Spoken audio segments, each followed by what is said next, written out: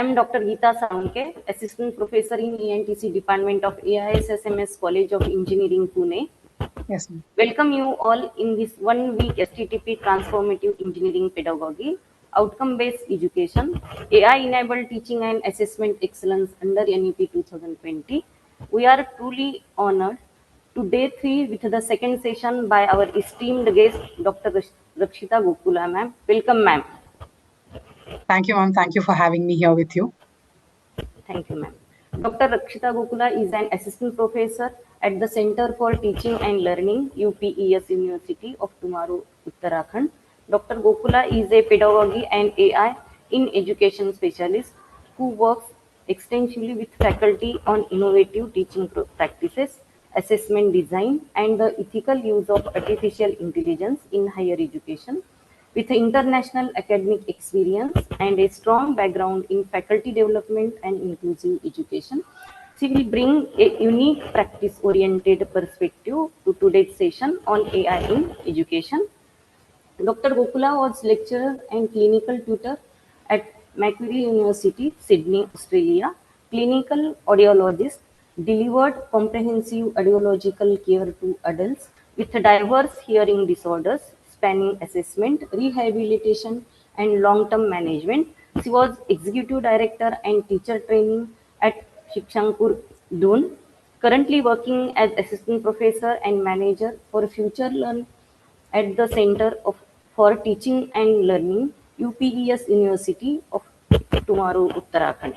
Dr. Gokula is Bachelor in Speech and Hearing, Gold Medalist, All India Institute of Speech and Hearing, Mysore, India.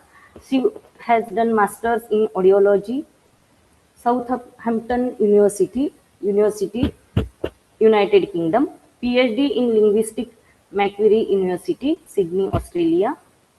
She received Laurie Uphold Award, Audiology Australia, Best Presenter at the conference, 3 minute theses, Department winner, Macquarie University, Department of Cognitive Sciences and Linguistics, Dr. Yan Ratna Award for Academic Achievement, All India Institute of Speech and Hearing Gold Medalist in the batch of 2010.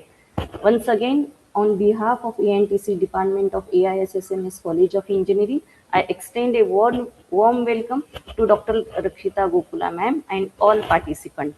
Without further delay, I request ma'am to kindly begin the session, Effective Rubric Design in Higher Education. Over to you, Thank you. ma'am. Yes. Thank you so much, ma'am, for that wonderful introduction. It means a lot for me to be involved by AISSMS for this wonderful week-long FTP that you all are running. And I'm very grateful for this opportunity. As per the instructions that were shared with all of the participants for the workshop, my talk for 2 hours is not going to be just a lecture, it's going to be a very hands-on delivery. So with your permission, Geeta ma'am, I'm going to share my screen so that everyone is able to join the presentation the way it has been designed from my end. I'm just going to assume, are you able to see this, ma'am? No, Not screen is yet? not visible. You are Okay. visible.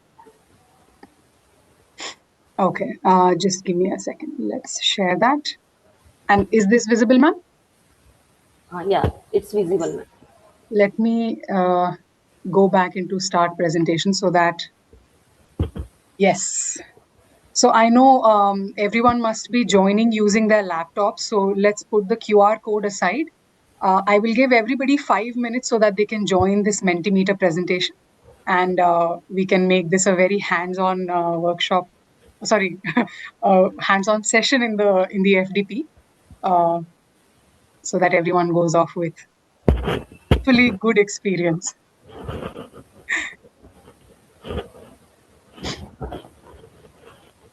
So the best way to join this is if you go to menti.com and put the code that is given at the bottom. If anyone would like to join this Menti using their phone and keep the presentation going on the laptop at the same time, they can scan the QR code. It's completely up to the participants. And because every participant will be able to see my slides on their phone simultaneously, and on their screen, hopefully, depending on whichever is anyone's preference. I just want to let you know, please do not worry about taking pictures or screenshots of the slides at all, because I'll be sharing the entire presentation with your inputs to the AISSMS team. So it becomes available to everyone at the end of the workshop, the FDP, instead of, having to click pictures or take screenshots.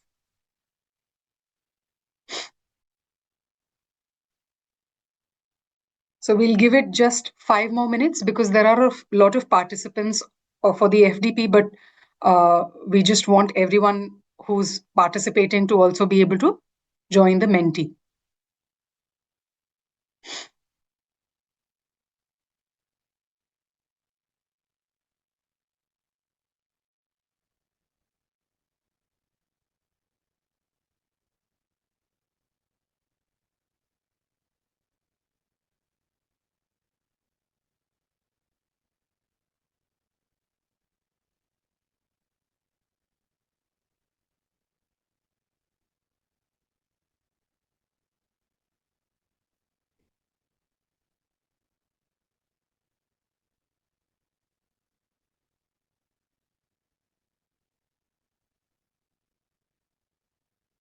So should we give it 2 more minutes, ma'am? Because there are 166 participants, 65, 165, and 25 have joined the Menti. So Okay. I just want to make sure everyone is able to join.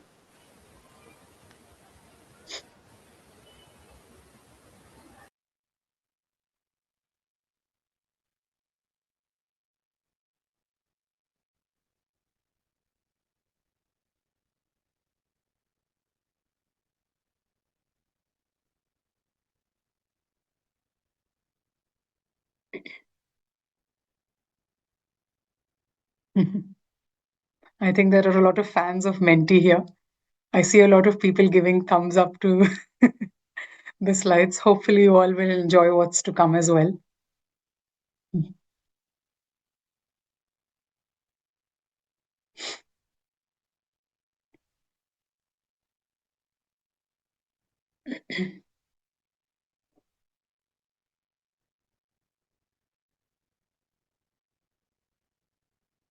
For anyone who might have missed the beginning of this session at all, if you are joining the FDP on your laptop or on your phone, please feel free to go to www.menti.com and enter the 8-digit code that you see on the bottom. You do not need to put the gap, the space between the two sets of numbers.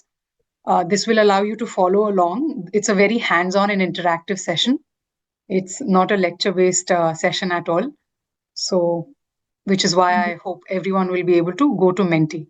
For anyone who is, How can we know that we have joined Menti? Because we have just to give a thumbs up, or you will be able to see the presentation. Okay, let me move one slide.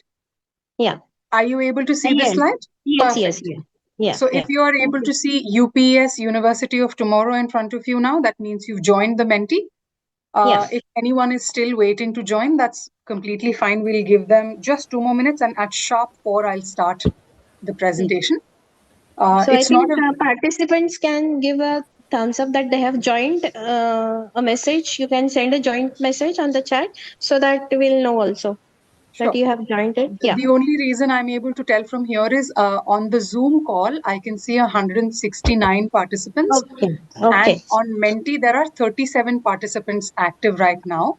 So Okay. hopefully everyone can join. If not, that's fine. If anyone does not want to participate, I will not twist your wrist. Yeah. Yes, ma'am. Yeah. Yeah. Oh, It'll just make it more fun. That's all, to hear everyone's perspective. yes. Yeah. All right. So I think because quite a lot of people have moved to Menti, once we start the presentation, people might be interested in joining, and I have the joining details on the slides. So thank you once again for joining this session for the week-long FTP. We are focusing on effective rubric design in higher education. I am Dr. Rakshita Gokula from UPS, University of Tomorrow in Dehradun, Uttarakhand. And I am very, very grateful to be invited as a speaker. And I hope everyone will walk away with a lot of very practical skills on how to design a rubric by the end of this session. So, when I was asked to do this session, the first question that came into my head was, I know exactly what I want in a rubric as a student, because as a student, the more information that the rubric has, the better I get to identify what the faculty wants from me in the final output in the assignment or whatever the faculty are designing a rubric for. But reverse engineering it from the faculty perspective can become quite tricky, which is why this is a topic that requires its dedicated part in an FDP or any workshop as well. So hopefully, I'll be able to talk you and walk you through some things that are very important and show you some tools and techniques to make designing rubrics slightly easier for you.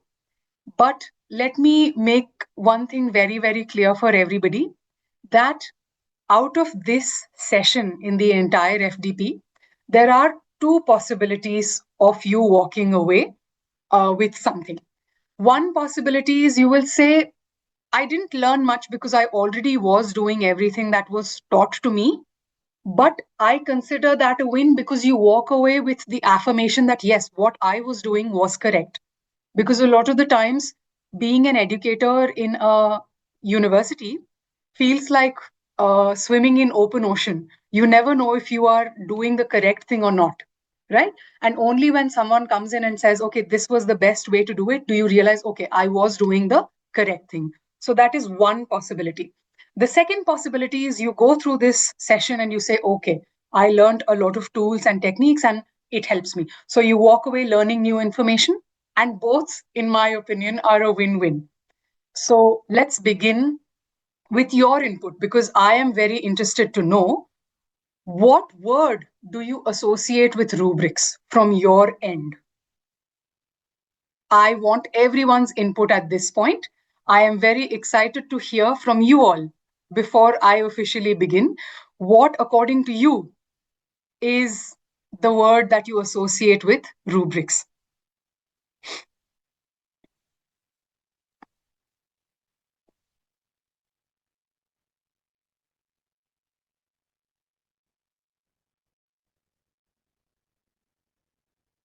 Excellent. Every time I start Menti anywhere, I say this is like fastest fingers first in Kaun Banega Crorepati. Some people respond very quickly, some people take their sweet time, and either is fine, but it's very lovely to see such fast responses come in from participants' end as well. Some people have responded with more than one word. That is fine as well. For those who are yet to respond, if you can think of just one word that you think or associate with rubrics, that you think about rubrics.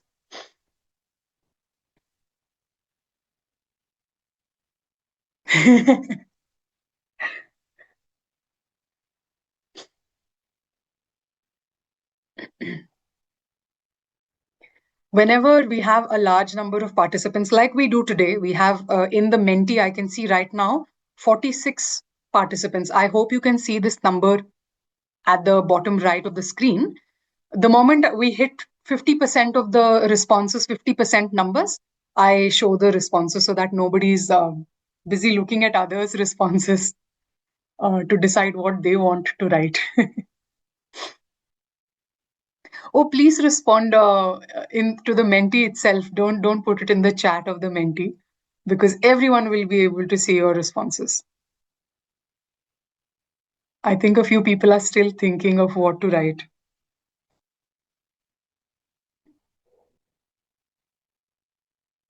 Excellent. More people coming in. That's brilliant. And everyone seems to have very, very different opinions, because I don't see a coherent cloud forming yet. Let's see. Everyone says parameters so far. Let me unhide the responses and let's see.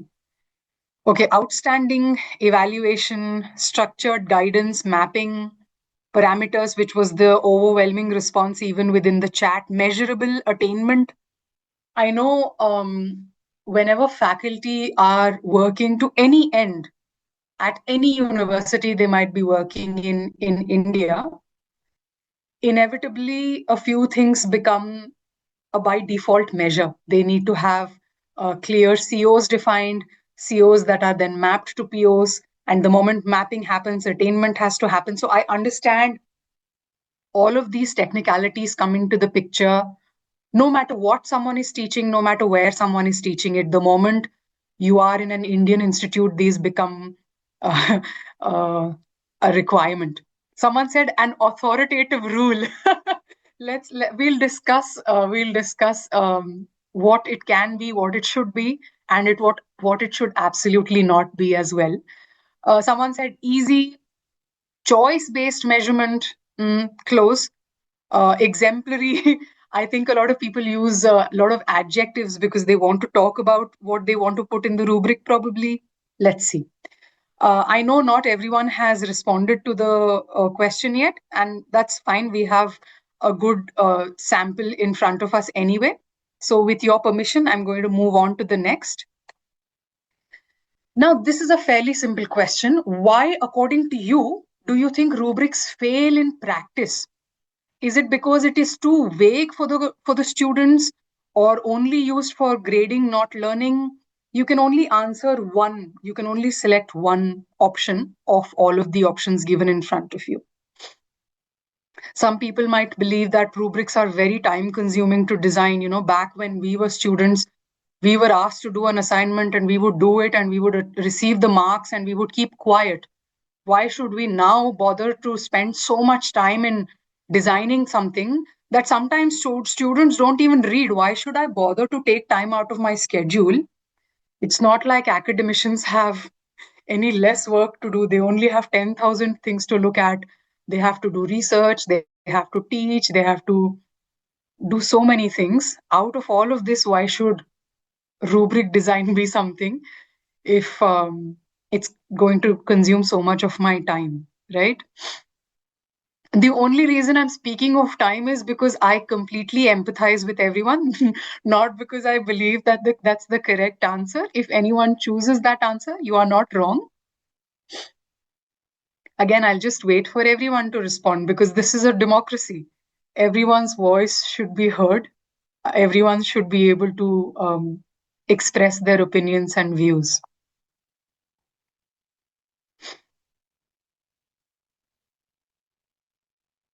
Again, the moment we hit 50% responses, we'll be able to move on. So for this slide, my point was to showcase that as the majority has responded, it is in fact all of the above options that are the reason that rubrics fail. Because sometimes rubrics can be too vague. Sometimes they are designed in such a way that someone will only use it for grading, nothing else. And as I was speaking before, it is too time consuming. Let's be very honest. Coming up with a very smart and very analytical assignment is quite difficult enough to begin with. Then to come up with a rubric on how to grade the same can become quite challenging and time consuming. And I promise you, one thing you will walk away with after today's session is how to build a rubric quite quickly, but then be able to work on it from your end as well. So you are all right, majority of you all. If you answered anything other than all of the above, you are still not wrong. Your thoughts and opinions are still correct. But essentially, all of the above is the correct answer because those are all the potential reasons why it might fail.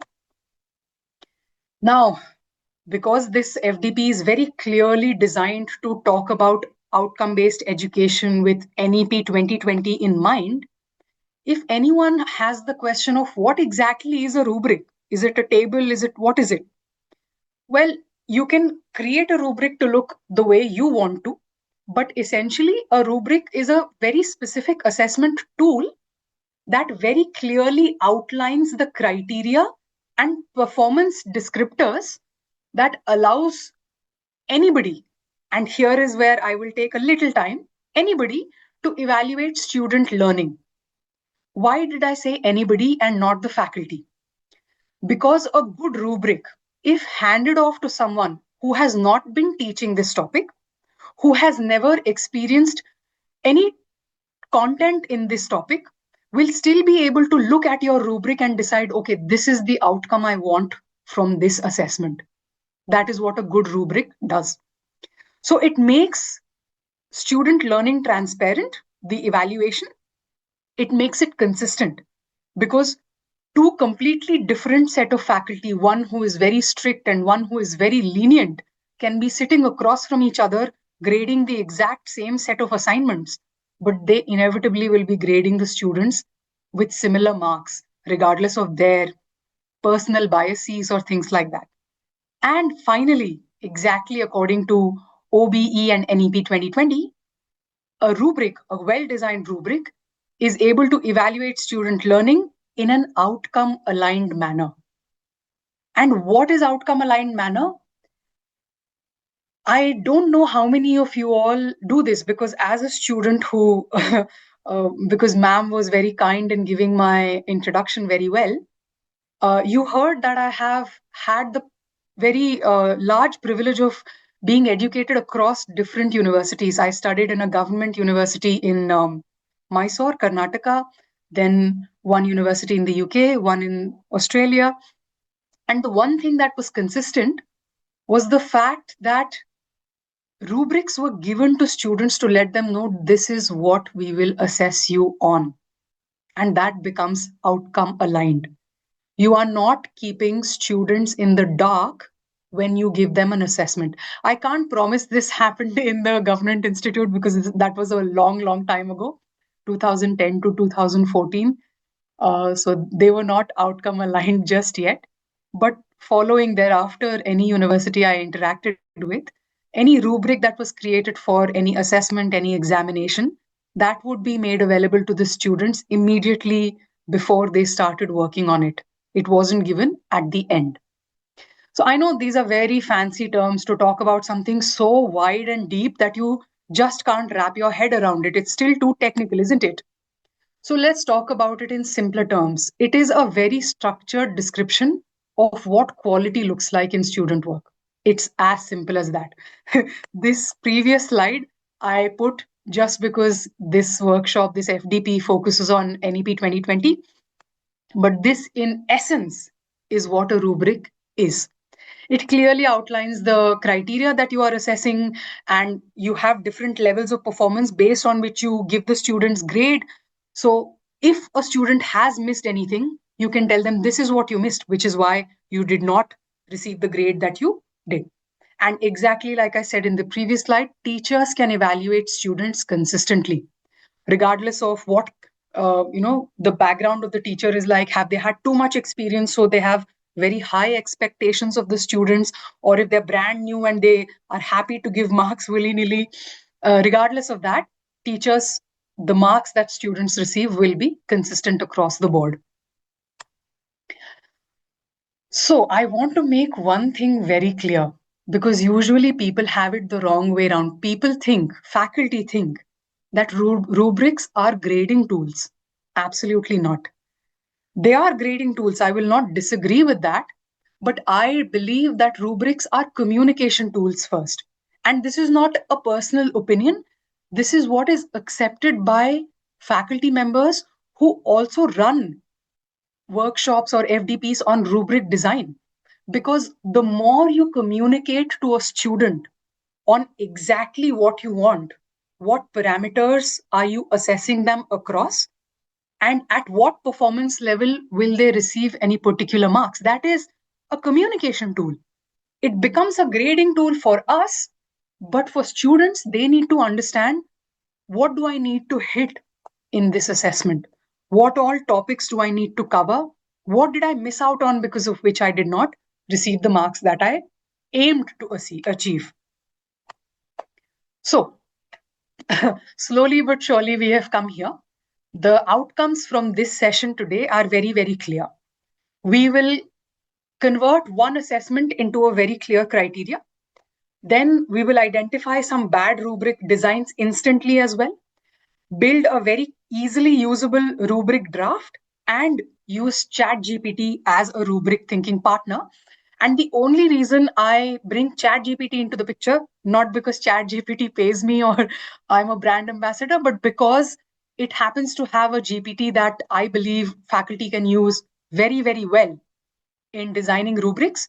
And then that code that you get at the end, we will go through the process together. The code that you get in the end, you can apply it for on any platform. If anyone prefers Perplexity, Gemini, Gamma, Claude, whatever you have, you can use the GPT that you built as a starting off point on any other platform of your choosing. So, talking about rubrics becomes very difficult unless you have something concrete and clear in front of you to guide, well, is this what we're talking about or not? So, again, I go back to my introduction. You all heard that I'm not an engineer at all. I am a very clinical expert in speech and hearing, which means speech pathology and audiology.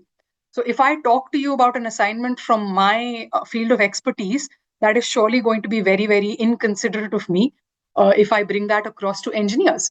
So, talking from a technical but sort of a field which overlaps with mine, if you imagine an assignment where students have been asked to explain a simple concept from their discipline, be it civil engineering, chemical engineering, electrical, electronics, whatever, explain a concept using simple language to non-technical audience in 3 minutes, and they have to use one visual aid. That was the assignment.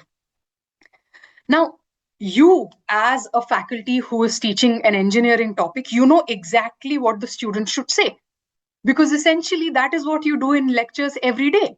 You break down a very, very technical topic to very layman language. I hope you're not all going to your lecture rooms or classrooms and throwing around jargon to first, second, third year students, because they won't be able to digest it very well. So, you know, inherently, if they have to explain one topic in 3 minutes, what you expect of them, and if they have to use a visual aid as well. So, again, going back to you, knowing that this is the requirement, I can go back to the assignment if anyone wants to look at it again. Here my question is, what would you look at if you were grading this assessment? Explain any one topic from your technical field to a non-technical person in 3 minutes and use one visual aid. This was the assignment given to your student. What would you grade them on? What all criteria categories would pop onto the top of your head saying, this is what I want from them? If they don't do this, then they are not a good explainer, etc. I know this is a very physical assessment, but still, I'm excited to hear from you.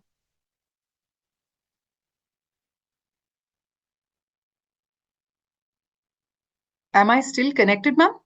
I can't, I'm not sure. Okay, Yeah, I yeah, am indeed connected. Okay, you are there. perfect. Because fastest fingers first became slightly slow now. So I wasn't sure if everyone's connected or not. Excellent. Let's look at the responses once we hit 50% response criteria. So again, for anyone who's looping in now, the assessment is very, very simple. You are a student from a very technical engineering field. Explain one topic from your technical field to a non-technical person in very simple language in under 3 minutes and use one visual aid. So that was the assessment, and I am very excited to know what you would look at when you were grading this assignment. What would be your top criteria? You can have multiple entries for this because, you know, of course, because we're talking about designing a rubric, you would obviously not have one thing you would look at. You would look at multiple things. And inevitably, everyone will share some opinions and have some unique ideas of their own as well.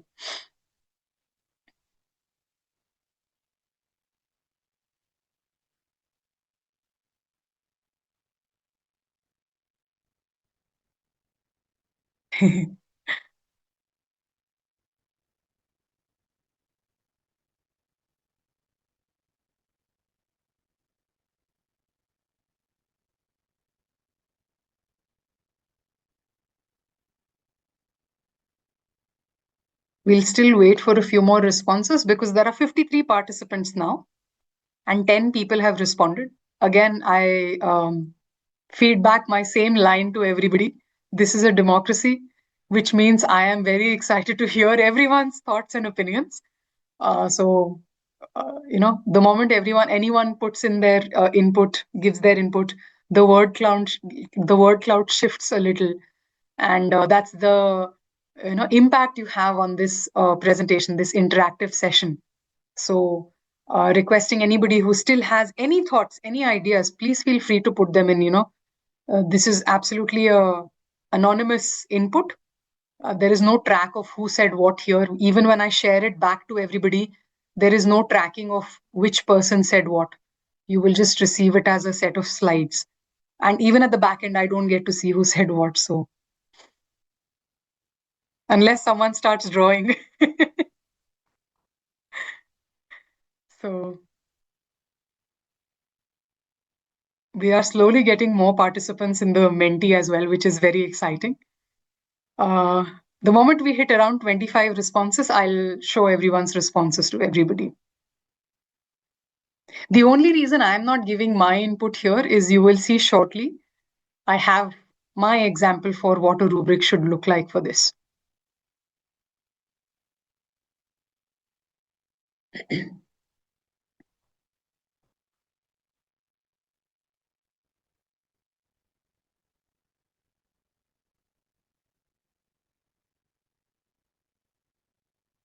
Okay, it has stalled a little, so let's have a look at the responses that everyone said.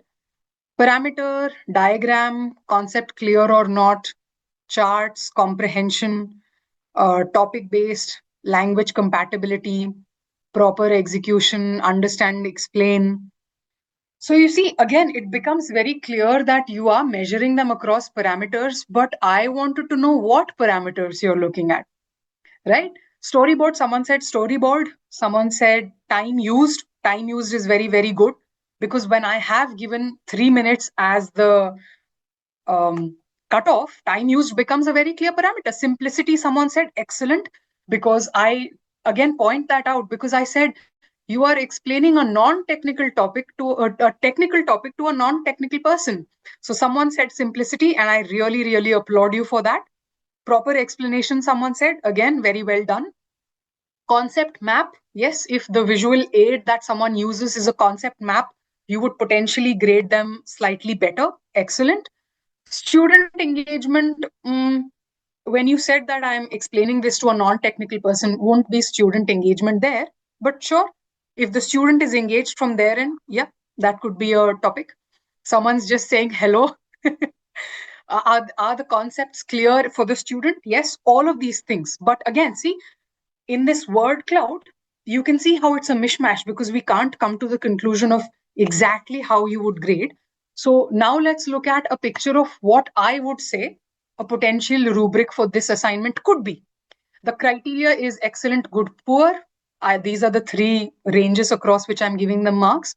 And because it's a communication based assessment, I'm looking at communication skills, content knowledge, language, and presentation. If the communication skills are very good, they get this, average, they get this, etc. So I will give you 1 minute to just look at this rubric and think your own thoughts. Don't share them anywhere just yet.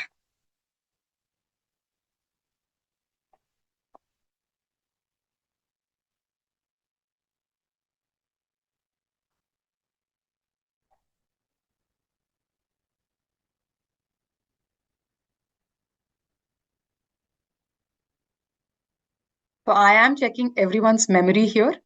You remember the assessment? You came up with your own idea of what you would mark them on, score them on when you were creating a rubric for that assignment. And this is my rubric. Now my question to you is, if a student scores 3 out of 5 with this rubric, will they clearly know how to improve or not? Yes or no? Again, this is a democracy. Oh, okay. Excellent. We have tips. People are saying no as well. I enjoy fights a lot. If you can see from my face, I enjoy debates, not fights. And because debating in a higher education workspace, if done in a cohesive, in a professional manner, always leads to good outcomes. So a lot of you all believe that that was a good rubric, the one that I showed in the previous slide. But few of you, 6 people out there say absolutely not. That was not a good rubric. They will definitely not know how to improve. Anybody who still wants to put their opinion in here, please feel free to take a few seconds to give your responses. Because at the end of the day, you're feeding the pool, right? This is anonymous, no tracker of who's responding how. So feel free, give your responses, and we'll have a look at, everyone will come to know how you are thinking or how you were thinking and how you changed, how you progressed, what you exactly learned as the session progressed.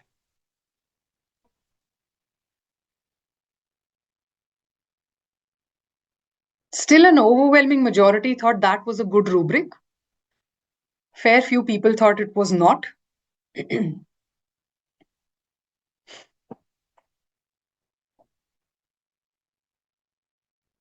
Okay, because we've hit 20 responses, I'm going to burst your bubble, the ones who said yes, and I'm going to acknowledge that the previous example was the example of a very bad rubric for the assessment I laid out in the first slide.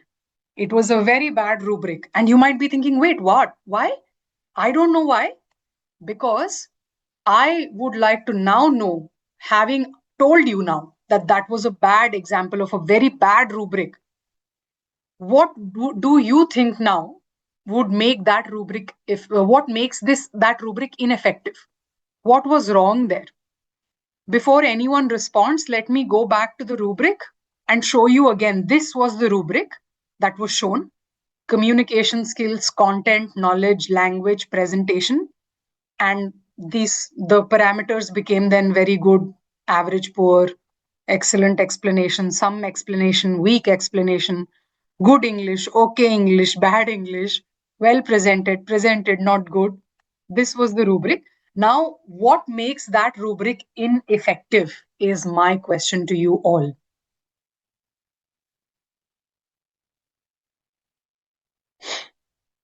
It's all right if you thought that that rubric was good.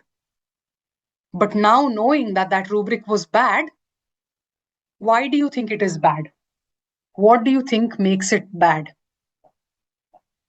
Use as many words as you can here, because, everyone's thoughts then are a flow of words. So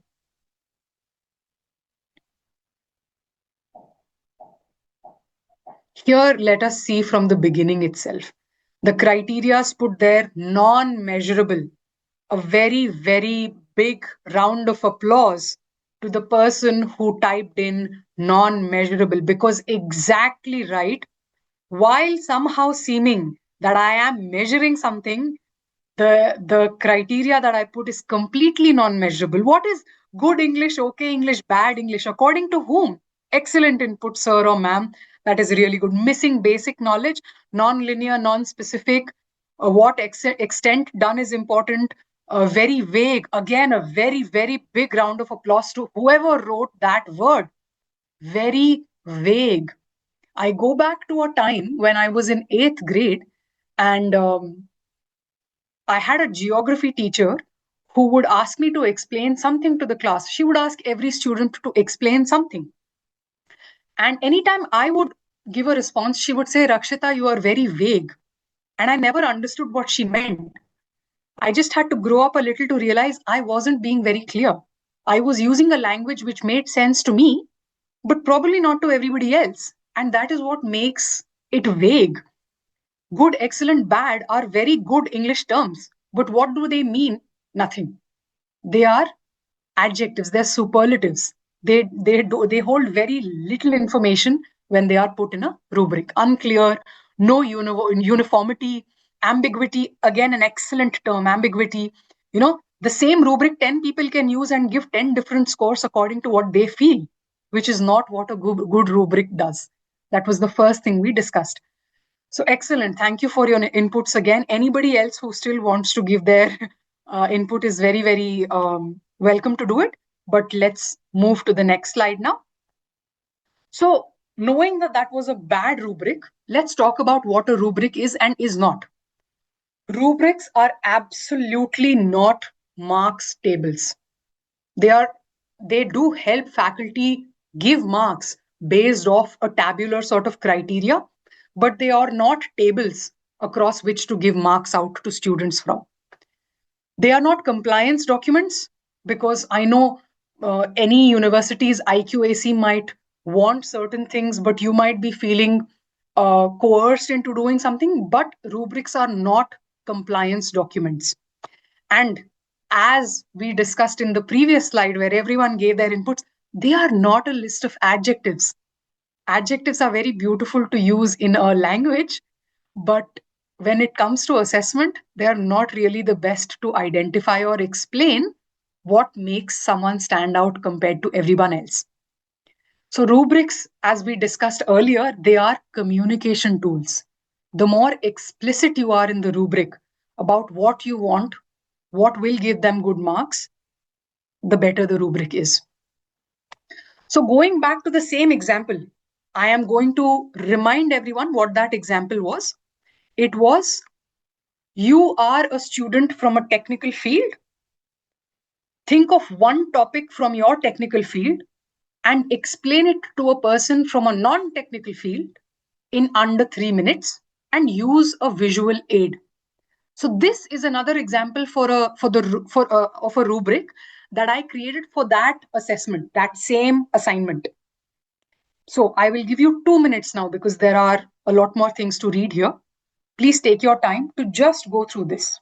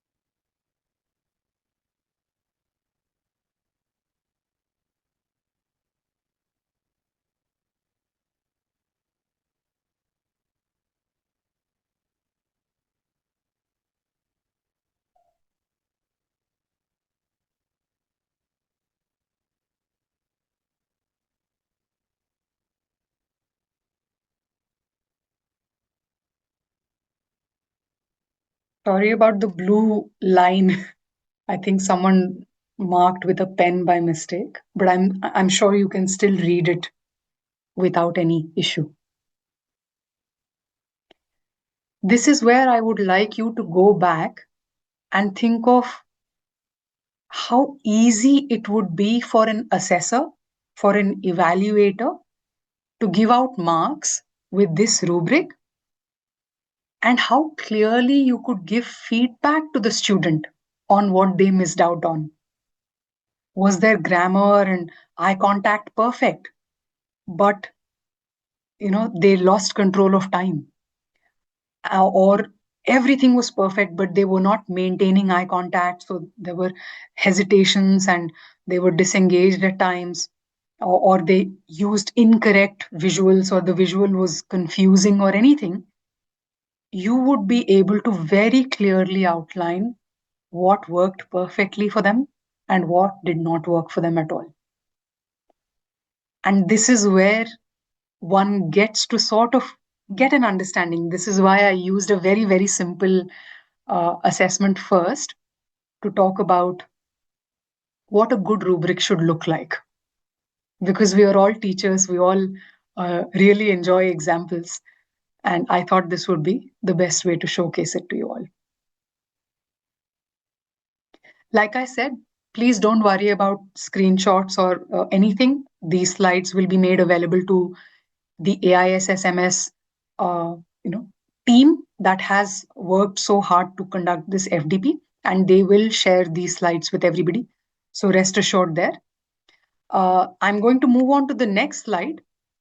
So, what, according to you, was the biggest difference between the bad rubric, which everyone had thoughts on, versus the most recent rubric, which clearly does something better? What, according to you, is the difference? There we go.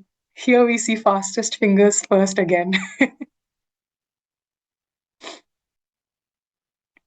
Okay, anyone who's unsure of what ESL sensitive language means, it means English as a second language sensitive language. For any student who does not speak English as a first language, they'll still be able to understand that rubric. Again, overwhelming majority says all of the above. If you are saying anything other than that, you are still correct. But here, the larger audience has it. You are right. All of the above. The criteria was very clear. The descriptors were observable. There was no vagueness in terms of why someone would get the marks they got. The language was very simple. So, any student who does not speak English as a first language, which will be a majority of students in our classes by default, they will still be able to understand that rubric. And then the final option was all of the above. So, yes, you can pat yourselves on the back. You know very clearly what made that rubric efficient. Okay, because we've hit again nearly 50% of responses. Someone's really enjoying drawing on the slides. It's okay, you can do it. We are all students at the end of the day. We enjoy doing the small things like that. So now I get to sit back and ask you, because as you know from my introduction, I am not a technical person at all. So a highly technical and discipline respecting assignment for you all to think about. I came up with this example through AI, of course. I said, design and justify a signal conditioning circuit for a sensor interface. I know all of these words individually. I don't know anything about what they mean together. The student at hand is a third or fourth semester engineering student, and they are given a temperature sensor with a low level analog output. Again, all of these words make sense to me together. They don't mean much. And they have to design a signal conditioning circuit that does all of that. So please take your time to read this assignment, and then we will talk about what you think next.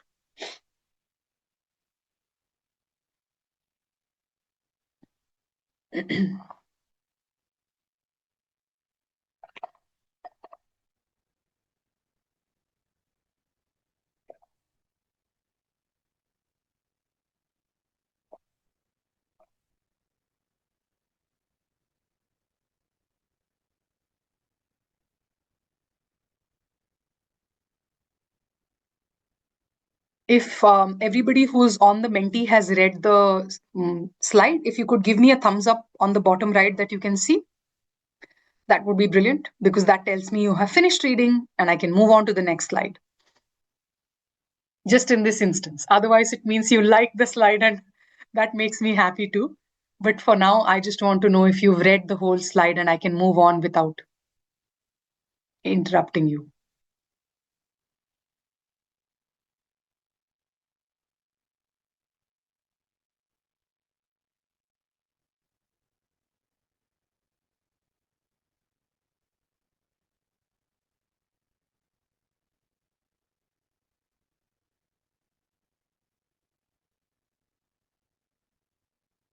Again, the moment I receive at least 50% thumbs up, I will move on, because that will mean half of the people have read the full slide and they know what exactly the assignment is asking for.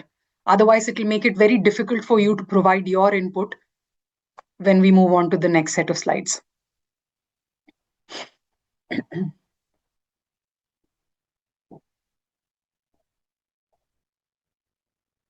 Just a few more people. If you give me a thumbs up that you've read the full slide, then I am happy to move on.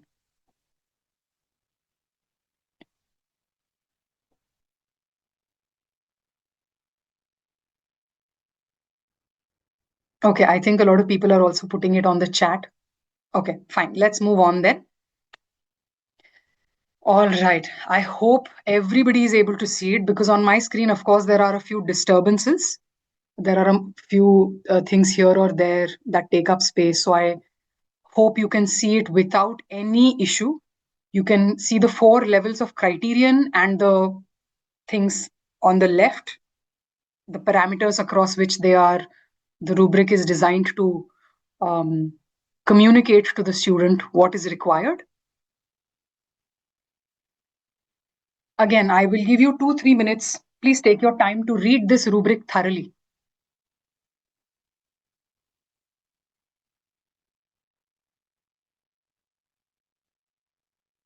And don't think about offending me.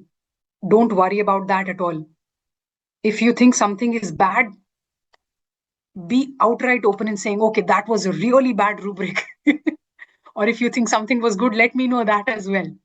Right? So rest assured, keep that thought away from you altogether. Do not worry about offending me. Be very critical of anything I show you on the screen.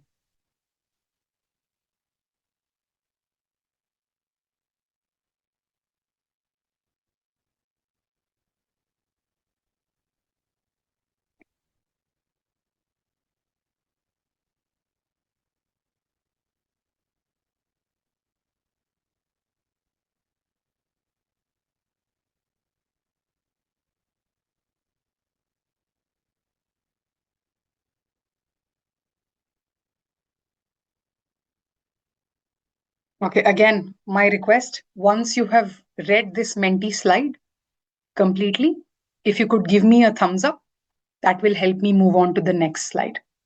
Thumbs up on the Menti itself, not on the Zoom chat, because on my screen, I can only see the Menti screen. And feel free to draw.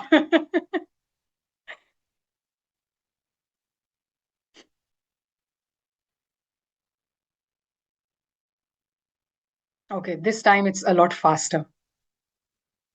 Mind blown. Okay, I'm glad to hear that.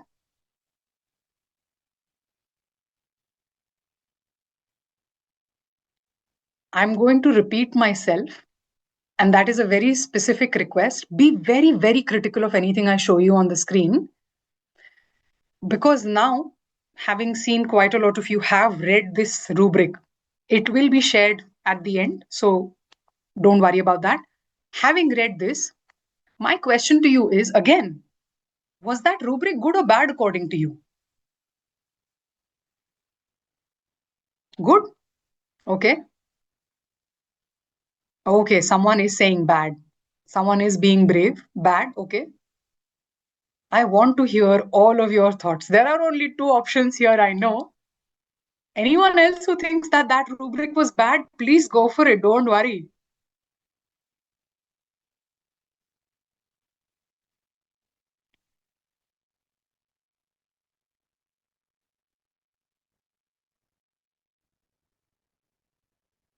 Okay. Remember, I'm a non technical person. If you say it was good, I will accept it.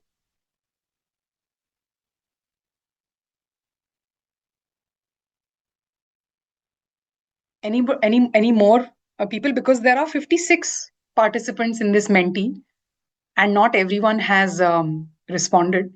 And I really don't want that to be the case. I want the majority of you all to respond to the questions or polls or anything because your opinion matters.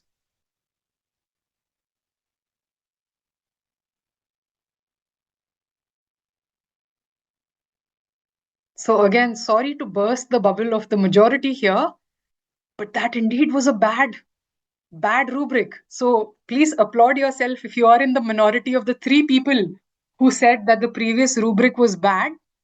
And to those who said it was good, don't be disheartened. Because at first glance, you see that rubric and you think, okay, there were good descriptors. Potentially, students will know what exactly we are communicating to them. Well, not really. Like I said, we are all in a place in life where we have finished multiple sets of educational degrees. So, not only have we done an undergrad, a master's, But most of us in this session today inevitably have a PhD in our back pockets because that's what is required to become a faculty in universities.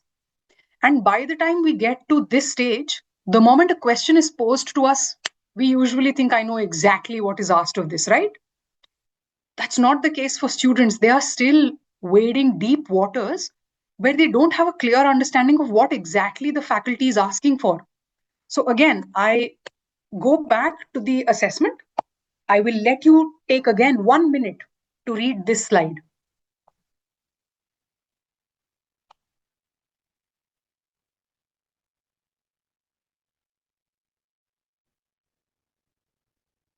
And really think of the critical aspects of the assignment this time.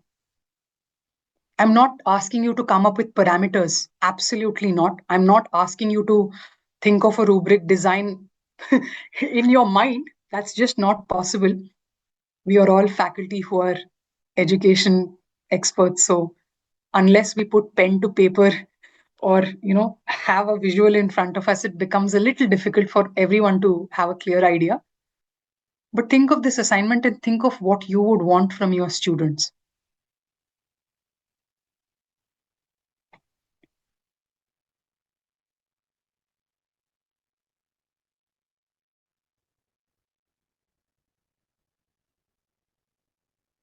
And it's been a minute.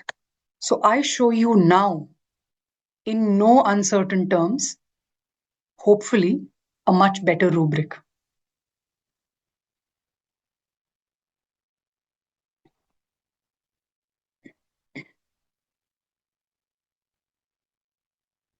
To anyone who's unable to see at the bottom, it says documentation is unclear or incomplete.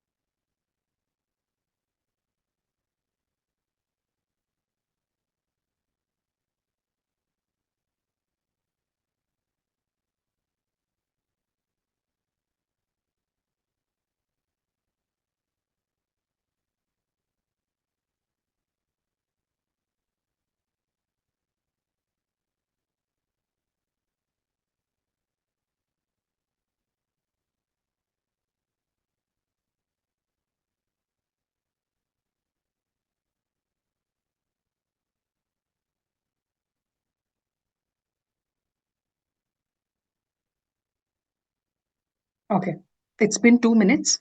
Hopefully, everyone has been able to go through this rubric very clearly. This is where I need to own up to the fact that I am not an engineer. I need to remind you all of that fact. Why I'm reminding you all of that is that was an assignment that AI created because I asked it to give you all an example of an assignment that you all would potentially actually use, or you might have used in the past, or any combination thereof. An idea of a potentially bad rubric, one that is dangerously close to looking good, but isn't actually good. And here is hopefully what should be a good rubric. But if any of you here disagree with me, I would not fight with you. Why? Because you are experts of your field. If you have any criteria that differs from the one that AI created for me, and I own up to that because I'm not a technical person, AI created it for me. If you think something else needs to be put in, that's fair. And that is why you are experts from the field you are in. That is why you are actually able to look at a rubric and decide if it is good or not. Decide if actually you are completely missing out on something. calculation se zyada something else is more important. Delete the design calculations, put in something else. I would not disagree with you because you are experts. But I need to accept the fact. Again, inputs from you. Did you think that this previous rubric was good or bad? I think that was fairly simple.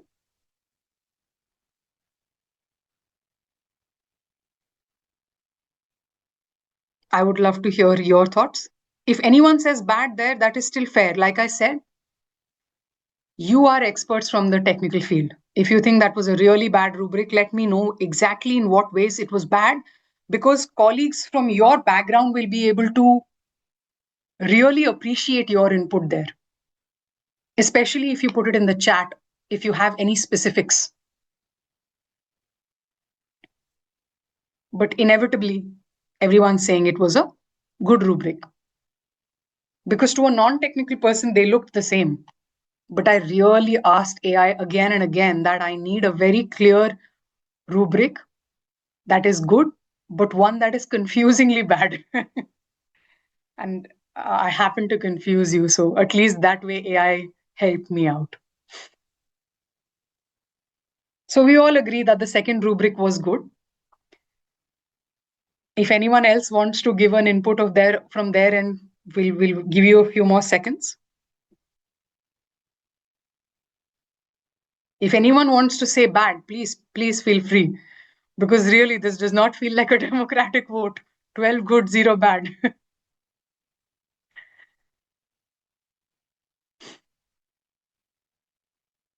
Okay, if that's the case, let's move on. Because now,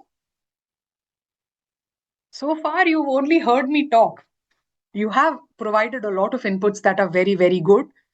But I would like you to either on your laptops pull up any assignment that you have given to your students in the past, or if you are hoping to post to your students this semester, hopefully in the upcoming few weeks, if you have an assignment ready with you.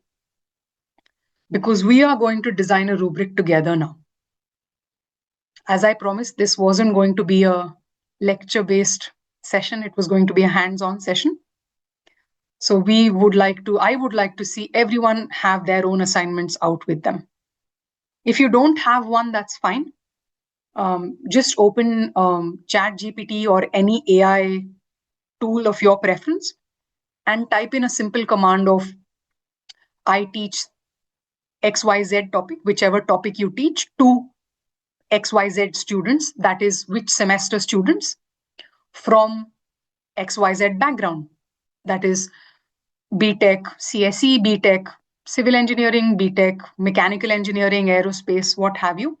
Come up with an assessment off the fly if you would like, because that is much required for this next bit of this session.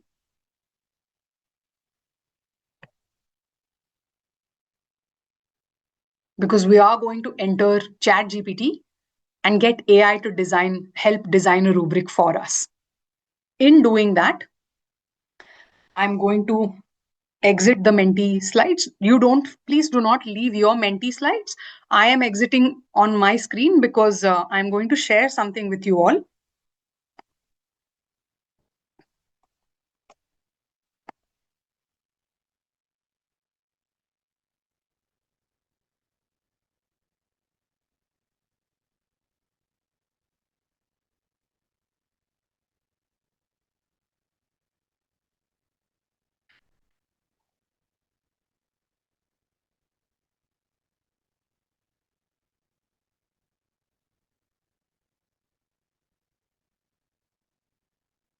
So let me go back to the Menti presentation and remind everybody why we are using AI for our designing of rubrics.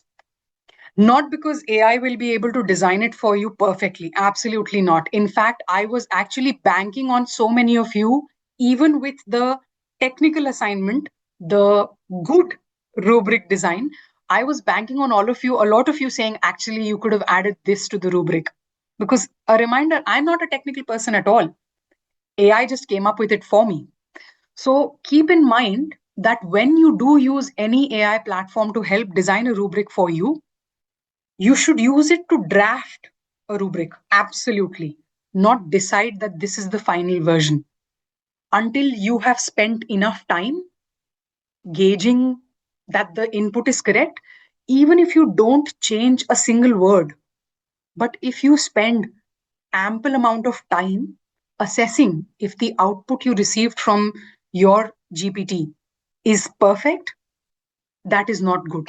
If someone just blindly accepts the AI output is perfect, that is not good. So draft a rubric with AI. Do not let it be the final decider.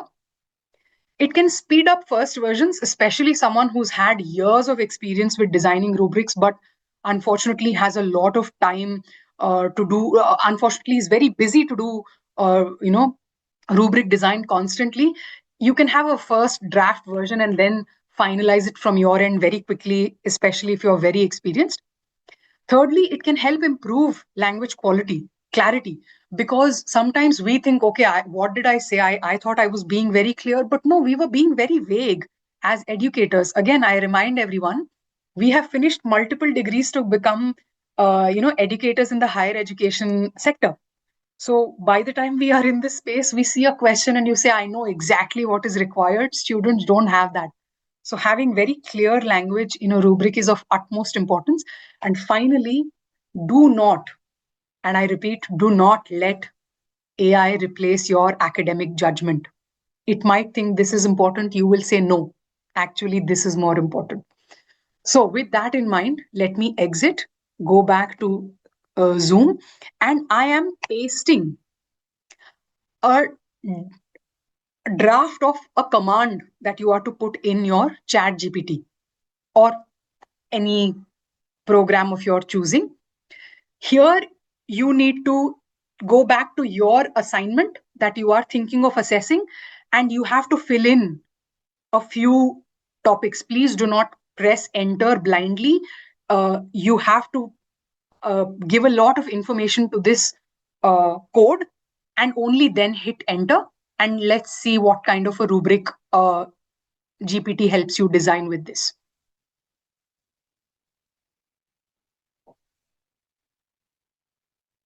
So this is the prompt that I have pasted in the chat, because not everyone would be able to copy it from the screen here. This is a completely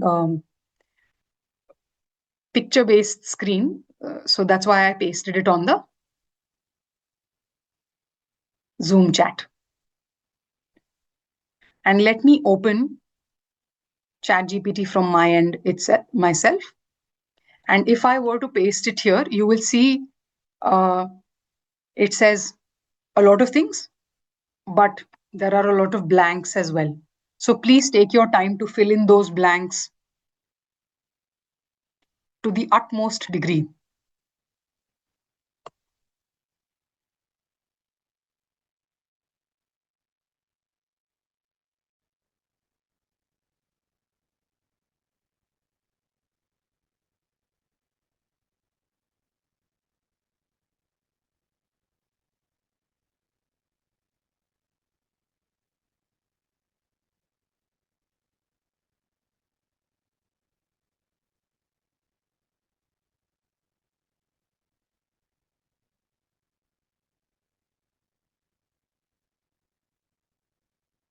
I am doing it from my end as well. So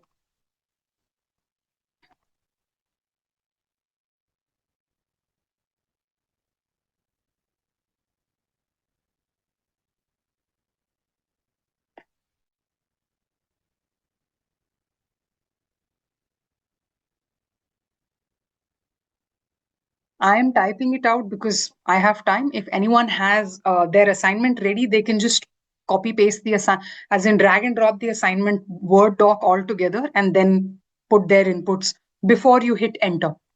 I remind, please do not hit enter, because if you leave some spaces, some blanks, do not give the information that is required in the code. It will not help design the rubric efficiently.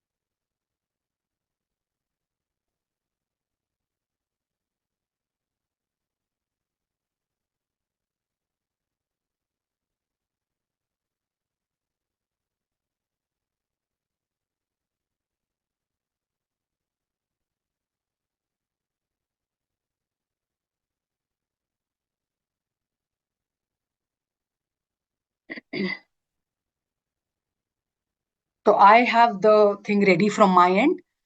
If you have it from your end as well, then you can hit enter. You will see I did not do much work at all from my end. I just typed in a few things. If anyone has an assignment ready that they previously used or are about to use, please feel free to use that and then use the prompt that I've given on the screen on the Zoom chat. So let's hit enter and it will do it from its end. Okay.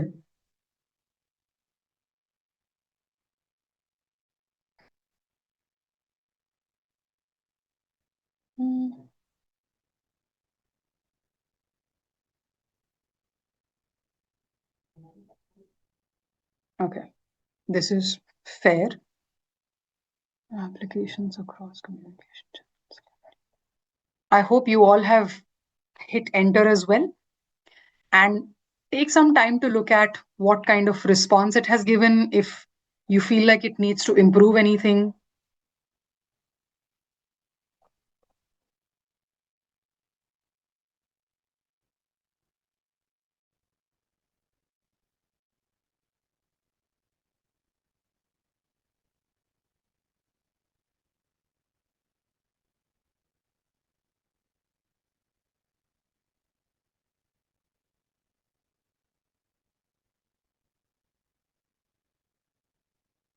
So in my rubric, it had not given any marks, so I asked it to put the marks breakdown across the rubric so that I can give it to the students at the end with my inputs.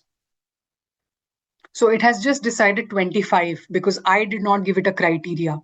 So let's say the assignment is actually for 50 marks. All of the things we forget sometimes, right? So now it has given a much clearer sort of breakdown for marks. And I will need a lot of time to go through this to really sit and critique it. So you've seen what that live prompt did for me. I don't get to see that for you because not everyone can share their screen, but hopefully you've been able to do something from your end as well. Let me go back to the Zoom screen so that I can see what your inputs are here. If you could give your inputs or thoughts on the chat. I know you're seeing the Zoom screen on your computer right now, but I'm looking forward to hear your inputs on this prompt.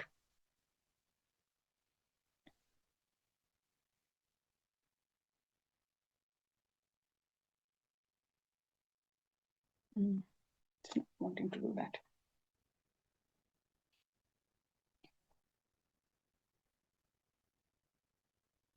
We'll wait for a while everyone works on this.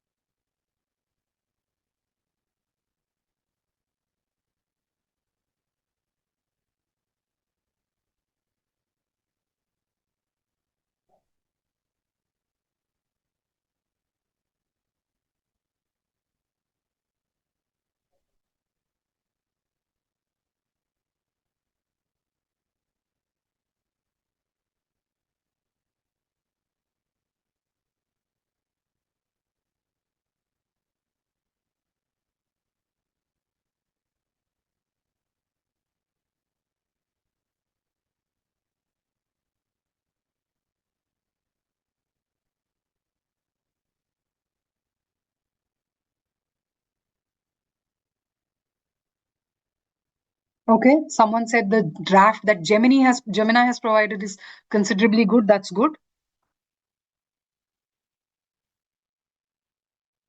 Again, I remind everybody because I'm going to go back a slide. If let's Mm. Yeah.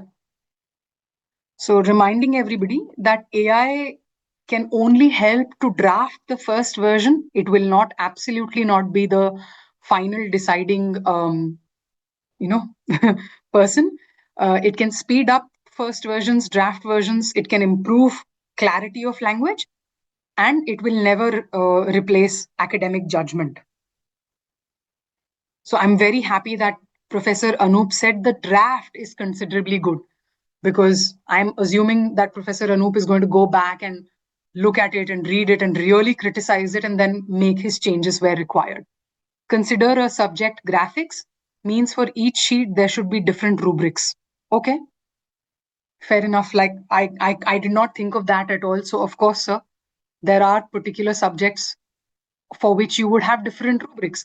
But the idea is once you have a particular rubric design set, then you could have the same outline but keep changing the rubric content itself for the different pages. And the drafts are certainly what help, because instead of having to create, say, in a graphics based subject, if it's 10 sheets, if you are to create 10 rubrics for each sheet, at least AI can help you get the draft version of each rubric ready, and then you can provide your own inputs to make it absolutely perfect. Anybody else who had a chance to work with the live demo? Again, a reminder, the live demo is right in the Zoom chat. Anybody who is unable to locate it, they can always drop a message in the chat and I can copy paste it again.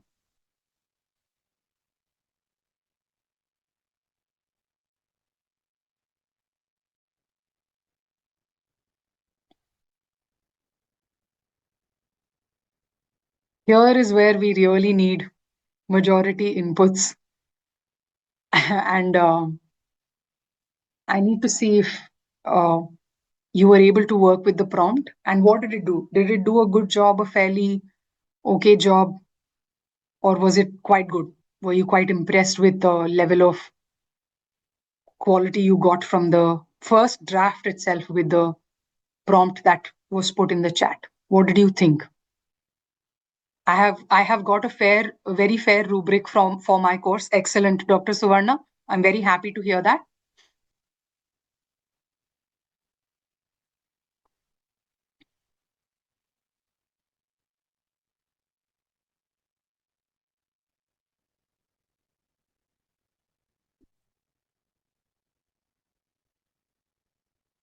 So the very reason that this was a hands-on session was for this. So I want to see a waterfall of inputs from everybody in the chat.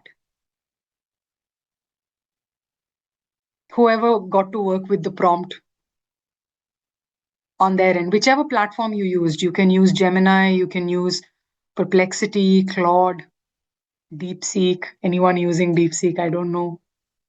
If anyone's using Copilot, that's perfectly good. In fact, a lot of universities are opting in for Copilot instead of anything else.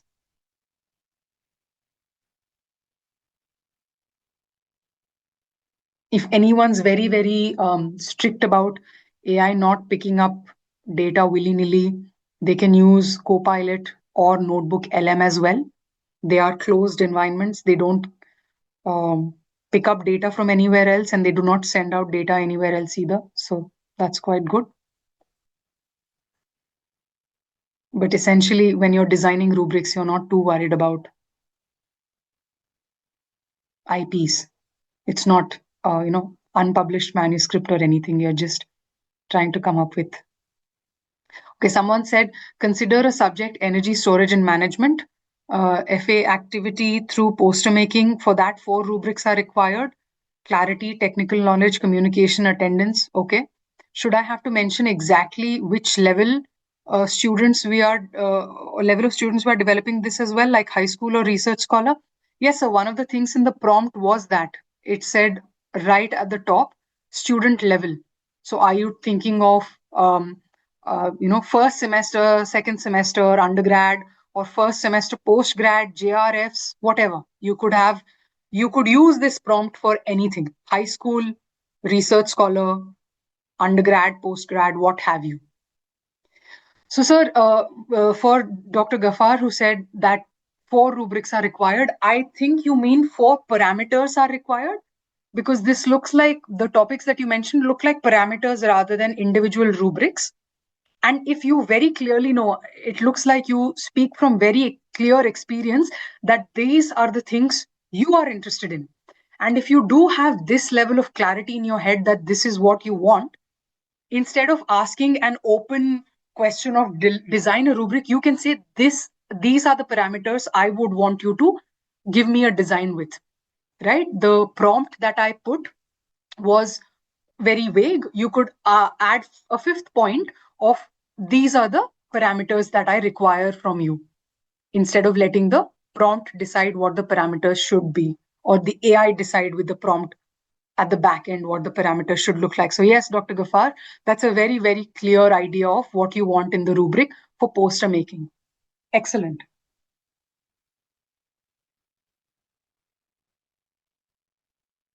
Anybody else with their inputs?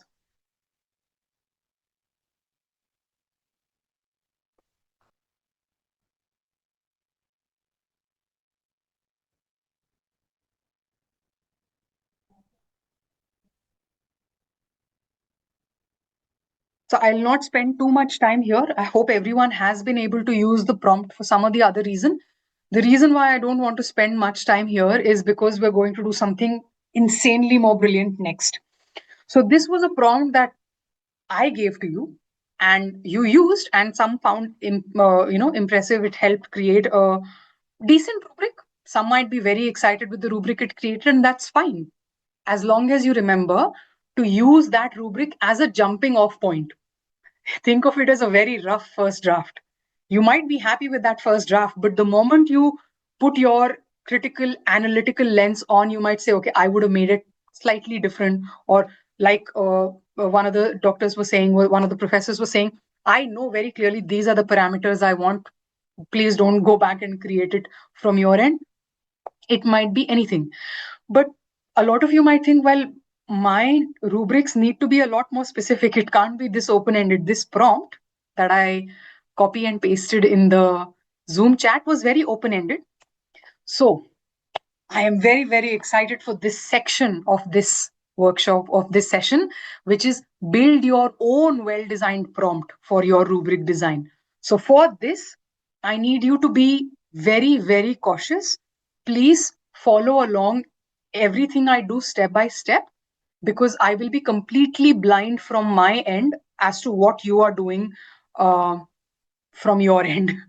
So going back to Chat GPT, this is where my request for Chat GPT was, because to build your own GPT, to build your own prompt, Chat GPT is a very good platform. Once the prompt is built, feel free to use it on any other platform. I will not bind your hands at all. So this is my Chat GPT. It's a free version, which I'm hoping everyone else has as well. If anyone has a paid version, that's very good.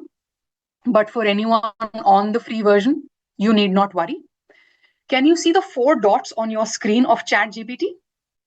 Let me keep the Zoom tab slightly open in the background so I can see. Yes, there it is. So let's go here and let's split the screen again. So hopefully you all can see those 4 dots. Can you give me a thumbs up in the chat if you can? These 4 dots, apps. Yeah. Excellent.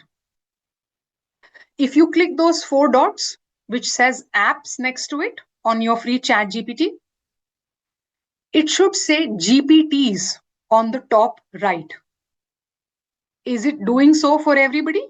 Again, I come back to Zoom to have a look at everyone's thumbs ups. Can you see GPTs on the top right of your screen? Excellent. Thank you, Pankaj sir. Thank you, Shrikant sir. So I'll wait for a few more responses because this is the most interesting aspect of this entire session, if I may be honest with you all. Because this will get you to create something that helps create brilliant, absolutely brilliant rubrics.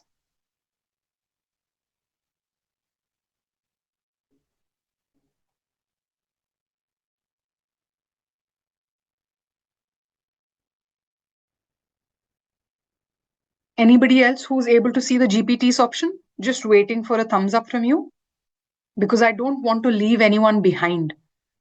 With an online session, the technical aspect of not being able to see anyone in front of us sort of adds on to the issue.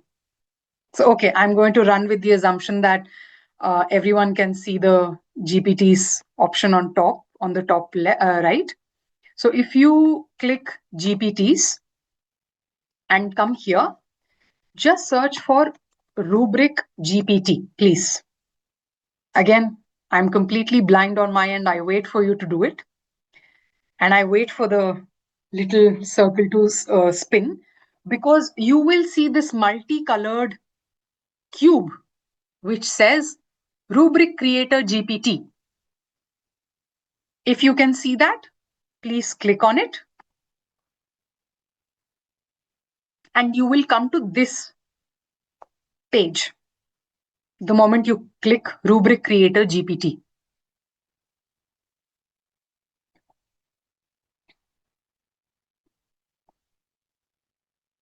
If you are on this page, you just need to click Start Chat.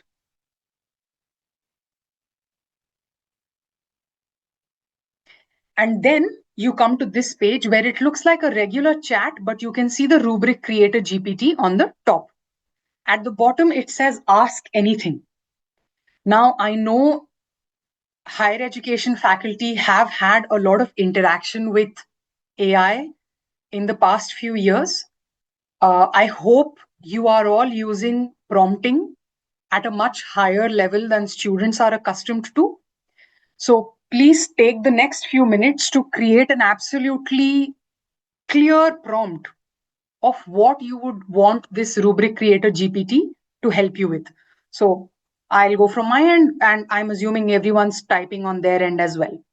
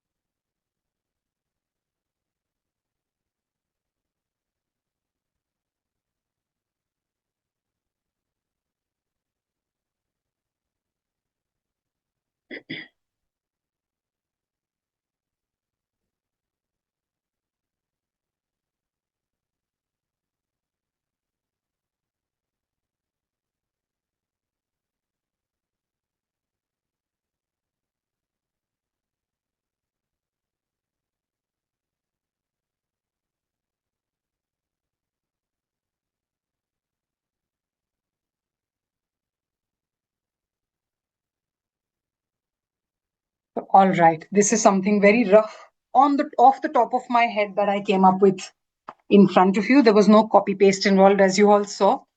Hopefully, you all have a very clear assignment or your own course that you could drag and drop the syllabus outline for here, and it could help create a prompt. This is what these GPTs, these dedicated GPTs do.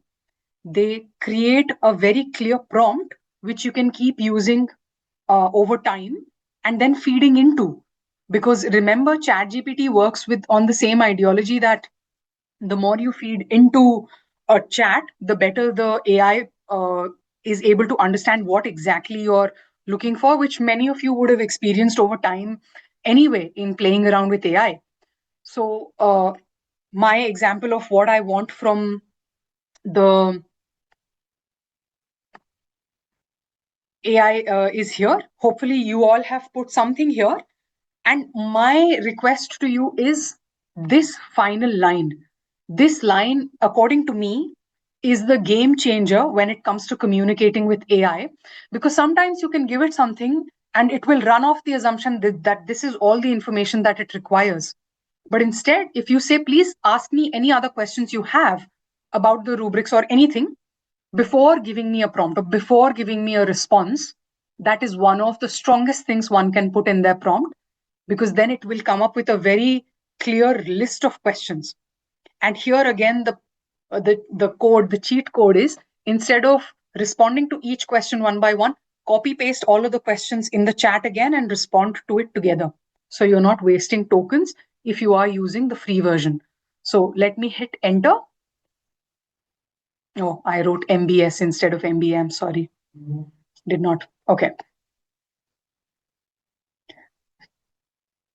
See, it's giving me a very clear detail of what it would require from me before it starts designing the rubric. And this is quite a long list of questions. That's very good. I'm very happy with this level of scrutiny from any AI. And this is a free version. This is not even a paid version. Let's be very honest. So this is what I was saying. Once you have all of the questions laid out in front of you, just copy and paste it within the chat. Be very careful not to hit enter until you are happy with your responses. And instead of giving it typed out response, you can just delete the one that you do not want. So I want descriptive scales. If numeric should have, yes, each level should have marks 2. Different criteria, right? Because we don't want no, same weighting.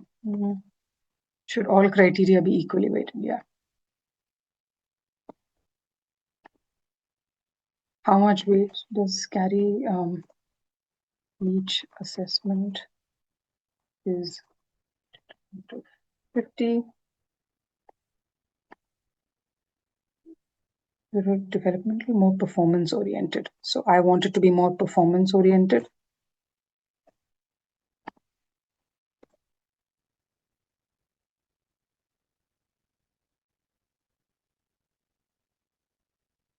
Support formative feedback or primarily summative grading. So I want formative feedback.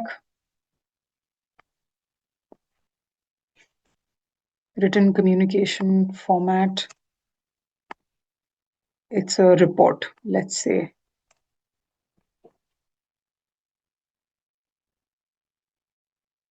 Is the assignment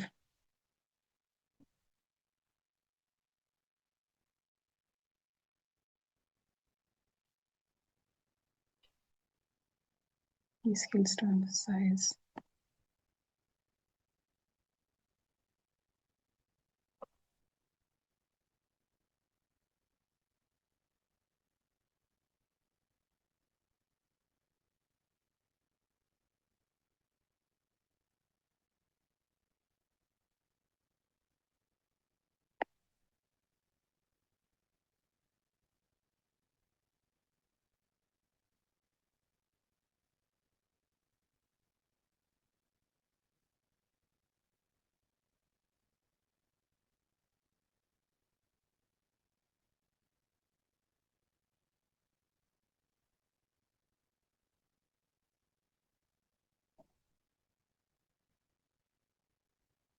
I hope everyone is doing the same thing from their end as well.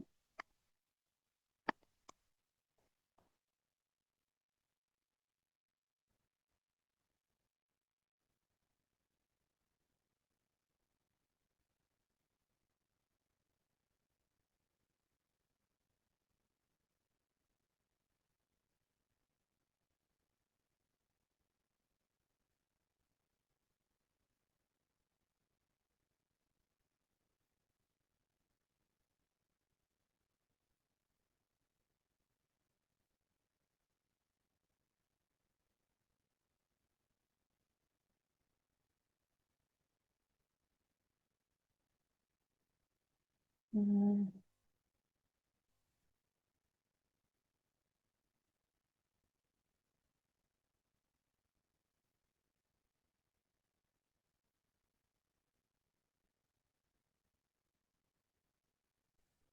So I have given it all the responses from my end, and hopefully this will allow it to create the rubric for me now. Anyone doing it from your end? I know this seems like chatting with the AI.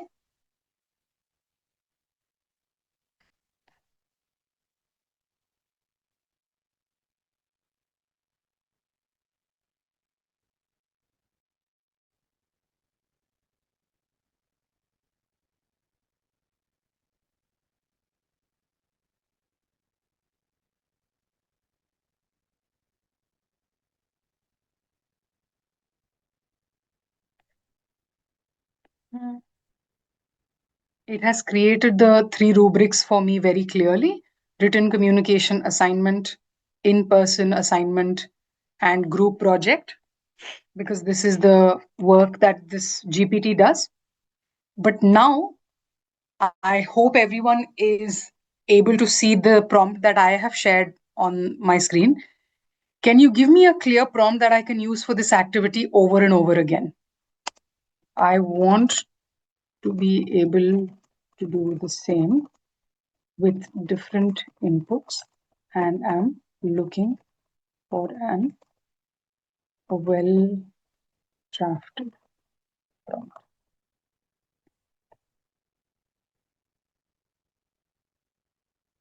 What a rubric GPT usually helps with, or any GPT for that matter, it gives you a very clear prompt that you can copy and paste in the future. Because now that I've used it, it'll be here, and you might want to use it here or somewhere else. But when you want to use it somewhere else, you can at least copy and paste the prompt. And that is where the rubric created GPT is of very good use. And it also gives you a very clear idea of how to use the prompt. So this is a very rough sort of draft that it gave me. Again, going back to what I said in the previous slides, that I would use the draft as the jumping off point. I would never use it as the final rubric that I sent across to my students. And that is what you would do. You would build a prompt using this GPT, uh, or just build a rubric using the GPT, whatever you would feel like doing. But essentially, once you have the jumping off point and you give your own inputs, you make your own changes, feel free to drop that rubric in saying, this is the level of rubrics that I would like. And then you're finally able to come to a point where even the first draft is quite good. So inevitably, it helps make work slightly easier, more efficient for you. And feeding into the Rubric GPT or getting it to give you a very clear prompt will allow you to work in any environment of your choosing. You can use that prompt in any preferred uh, GPT model. You can use it on Gemini or Perplexity or Gamma or whatever. And as you keep feeding into the chat over and over across semesters or even across different assessments, the AI will get a very clear understanding of what you design, uh, what you look for in a rubric design from your end as a human. So hopefully everyone was able to build their own prompt, design a good prompt using the rubric GPT. I couldn't see anyone's screens from my end, so I understand that becomes slightly um, difficult for everybody. So I'm just going to wait for everyone to give me a thumbs up again if you are all here.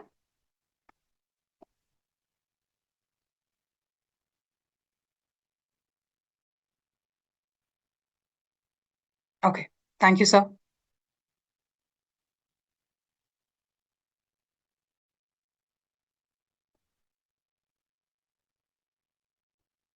So if we are to move on, okay, thank you, Ankita ma'am. Thank you, Suvarna ma'am. Since I'm getting some thumbs ups and you all have been able to use the rubric GPT to uh, design your own prompt, hopefully, let's move on to a quality check now, because we are coming to the tail end of this part of the FDP. I want questions and input from you. Before we roll on to the questions, what do you think a good rubric should allow? Is it mainly for student self-assessment? Is that what a rubric should aim to do? Or is it for consistent grading across evaluators, a very important thing that we discussed previously? Is it to simply align with COs and POs, or do you believe it's all of the above? Excellent. This is not confusing anymore.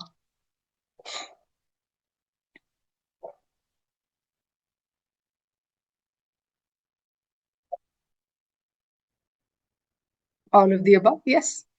Anyone who's still here on Menti can definitely give their responses, because I reiterate, this is a democracy, every vote counts, and that will certainly help.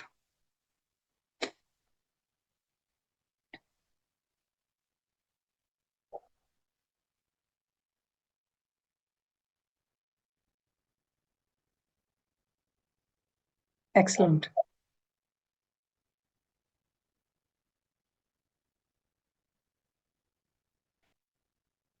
I'm glad someone finds it amazing. That's brilliant.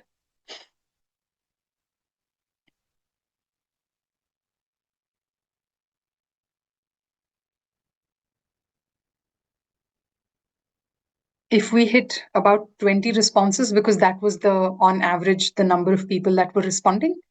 If we hit that number, I'm happy to move on. Because anyone with any other opinion, if you have your own opinions, you can always drop that in the chat if I missed anything. If I did not see the full picture of what a good rubric should allow.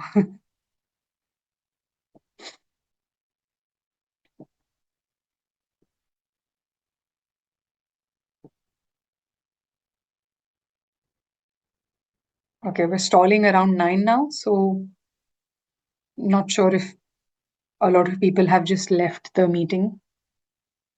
That's okay. It's quite late in the day. I understand. So here is again where I want your input. We have talked a lot. We looked at a very basic assignment in the beginning, and then I gave a more technical assignment and confused you with a rubric that looked good but was actually bad, and then a rubric that was supposed to be good. So we are about to finish the session now before we roll on to questions and answers. What is one thing that you are going to change about your assessment after today's session? I would like you to give your responses and we'll see a wonderful word cloud build. And I know this is the last place where you would want to give an input, but I really, really would urge anyone who's still on Menti to do it, because this is what will help create a wonderful picture, big picture for all of the participants here to see. Rubrics, what in particular? Okay, someone's a little more coherent. Anything else?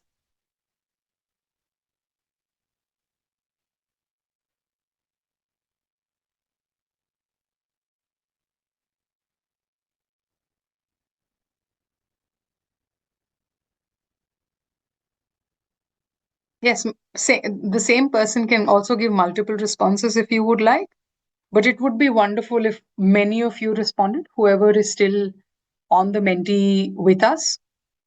Because, like I said, with this final takeaway, it becomes like a bite size uh, sort of information for everyone to take away. What will you do?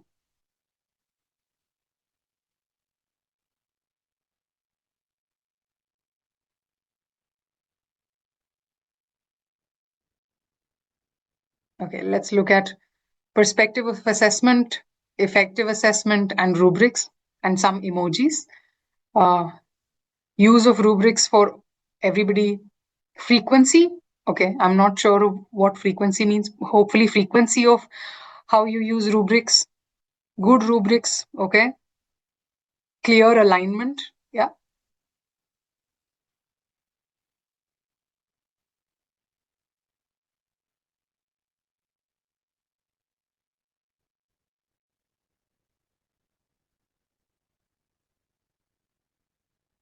Hmm? Okay. Excellent. I know a lot of people might have left, so that's completely fair. Online teaching tools. Okay. I'm hoping that that's someone saying about AI. Yeah. Formative assessment. Yeah.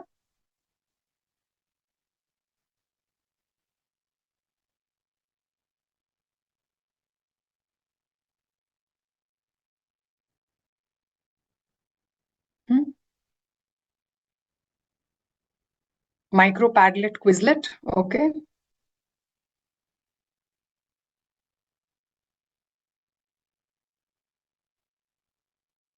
Excellent. I'm happy to see all of these inputs.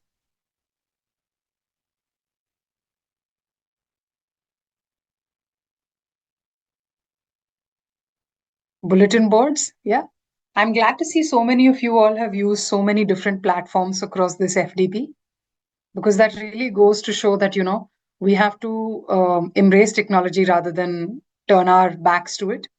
AI is here to stay, and active learning strategies are what keep students engaged. So why not play their game rather than make them adhere to what we are used to? Excellent.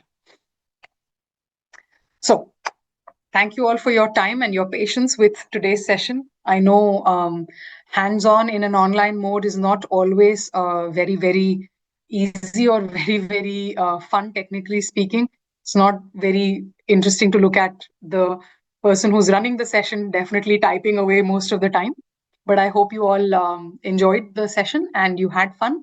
So if you have any questions, please let me know. I'm going to stop sharing my screen so that I'm visible to everyone. Oh, 23 new responses. Okay.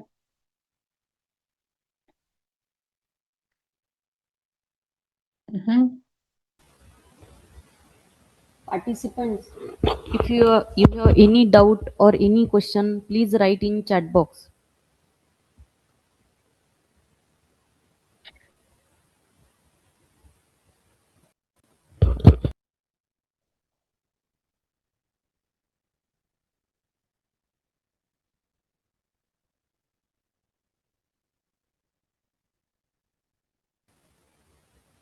I'm glad everyone enjoyed the session.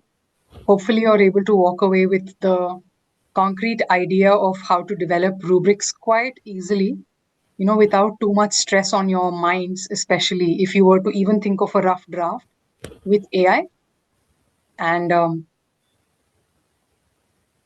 Very good. If anyone thought, okay, I knew all of this, uh, then at least you walk away with the knowledge that what you were doing, how you were doing it, was indeed correct. What rubric can we have for practical subject? Well, Kanchan ma'am, regardless of what subject it is, practical, lab based, or completely theoretical, the idea is that you can have a rubric very clearly for any topic or any altogether. In fact, I'll scroll back to what I'm forgetting sir's name, Dr. Ghaffar said, that when it comes to poster making, which is such a practical thing, right? It's a very uh, design and sort of idea driven thing from the student's end, and he had a very clear idea that these are the four aspects across which he wants the students to be graded.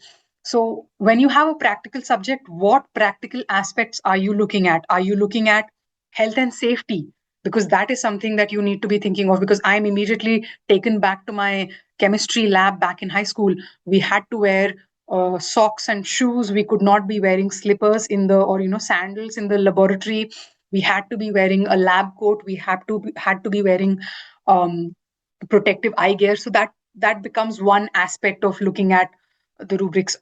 I'm again being very naive in my approach to what a practical subject is, but I'm thinking of all of the measures that you would think of when it comes to a practical subject.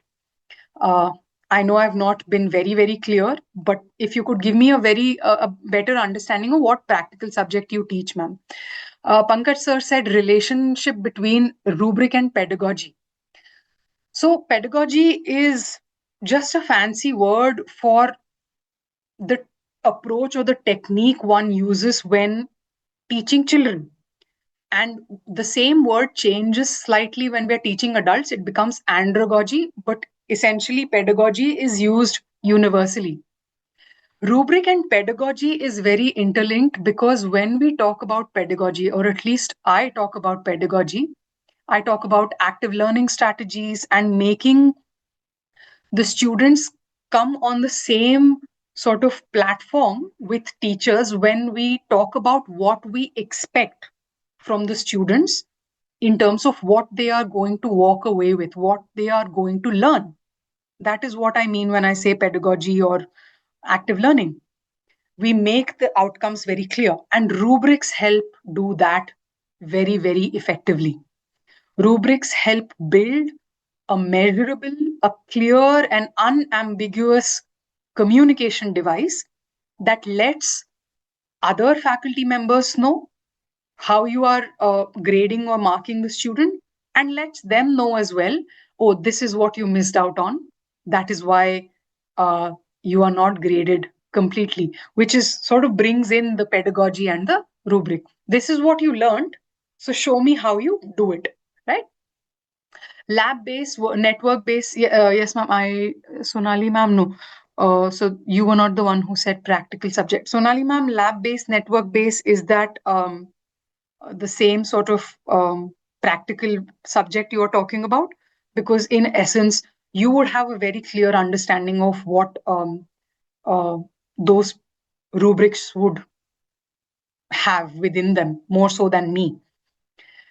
In basic science, again, ma'am, rubrics can be developed very, very clearly if you know what you are assessing them on.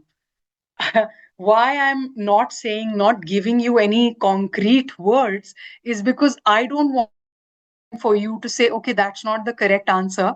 Because again, basic science, are you talking about basic science, BSc, physics, mathematics?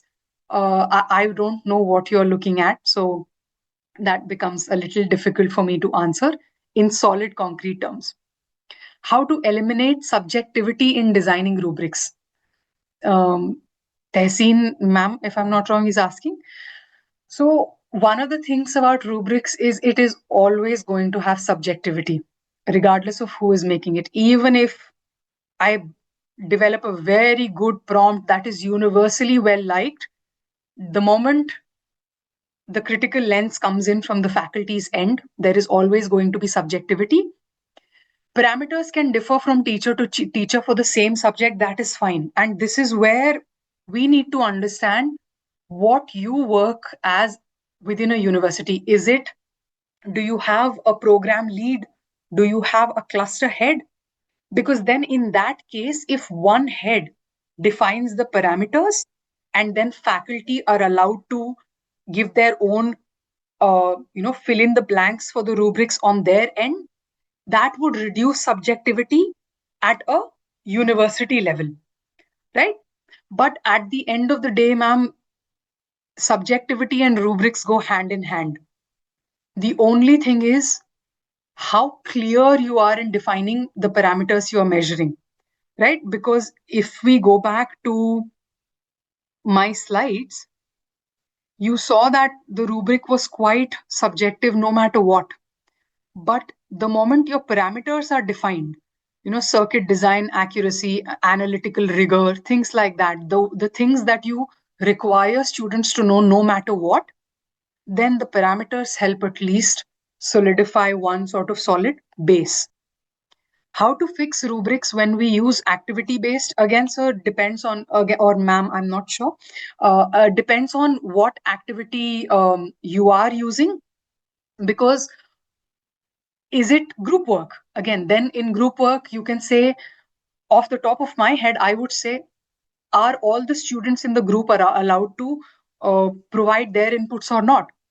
And how is the assignment designed?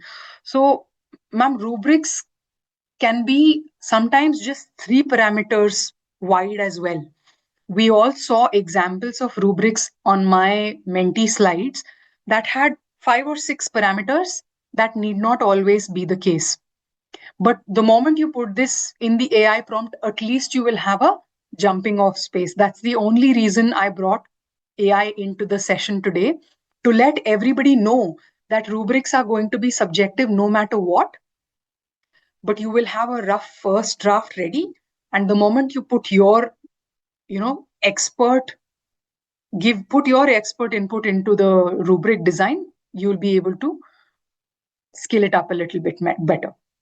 Electronics skill development, computer network lab, all of these are along the same lines of how to make it very specific for your subject. And funnily enough, you are the best guides at it. And for that, if you are still very confused, use a colleague of yours who is from your field, who will be able to sort of gauge if your rubric is close to the mark of what the students should get, or approach someone like myself who's completely not from the field and who will be able to say, okay, I still don't understand this. Because either way works. Someone who's an expert will be able to say, this is really good, or someone who's a novice in your field, I don't know anything about electronic skill development, I'll be able to see the rubrics and say, okay, ma'am, is this what you would want from me? And if that means your rubric is still not clear, you will be able to do that. Pankaj sir said my concept is clear. I'm glad that is so, sir. Rubrics for theory subjects and problematic subjects. Again, ma'am, exactly the same.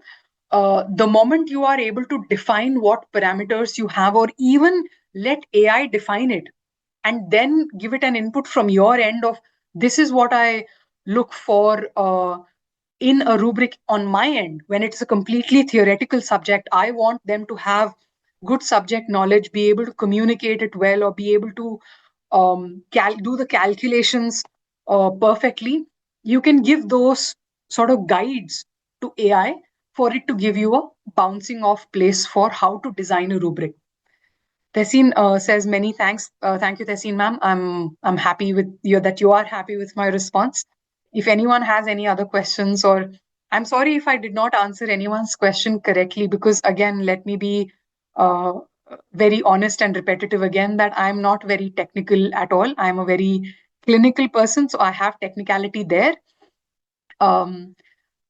If anyone is still unclear about anything, I apologize. I am always happy to get in touch with anyone over a chat or over email. This is my email. I've just put my email here.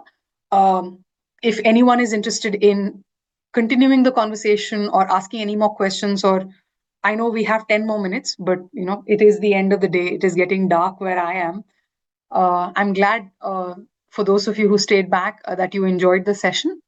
And hopefully you walk away with the confidence of being able to build much better rubrics and in a much shorter space of time, just because AI can help develop a very good rough first draft of the rubric, instead of sitting completely blank in front of the screen thinking, I designed this perfect assessment, now I just don't know how to design rubric for it as well. Is there a need for rubrics for capstone project, ma'am? I could not agree more that absolutely yes, a rubric should be in fact very, very detailed for a capstone project, because if I'm not wrong, to me, a capstone project is nearly like a master's dissertation. Um, might be for an undergrad level or a master's level, either or. But essentially, when you have a project, the students need to know exactly what is required of them. Because when I submitted my master's dissertation, there was a very, very clear rubric that was submitted to us before we started working on the dissertation altogether, which talked about power analysis that we did based on how many participants we will test for our research, the ethical clearance, the laboratory safety precautions that we carried, the risk assessment that we did, the statistical analysis that was conducted, and finally, the largest sector within the rubric, of course, as you can imagine, was the entire dissertation that was written, how critical it was, how analytical it was. So I could not agree more that for the capstone project, there should be a rubric for sure. Oh, thank you, Rajeshwari ma'am. I'm glad that you enjoyed the presentation. Thank you for attending the complete session. Anybody else with any questions or any inputs, please do let me know.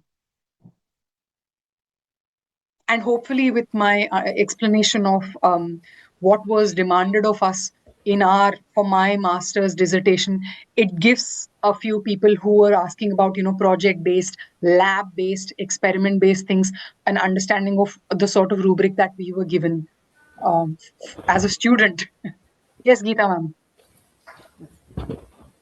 Thank you, madam, for such a Thank you. nice hands-on session. You have Thank you for having me, ma'am. on effective rubric design in higher education.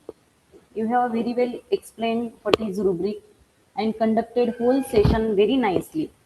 The Thank you, session ma'am. truly motivated us. We are deeply thankful for your valuable time, expertise, and inspiring guidance. Once Thank again, you, ma'am. thank you, ma'am. Thank you, all participants, for patiently listening. Once again, thanks to all. Thank you. Okay. Thank you, everybody. If anyone would like to get in touch with me, feel free to do so. My email is in the chat. Thank you, AISSMS, for having me here. It was lovely getting together with everybody, getting to see everyone's responses.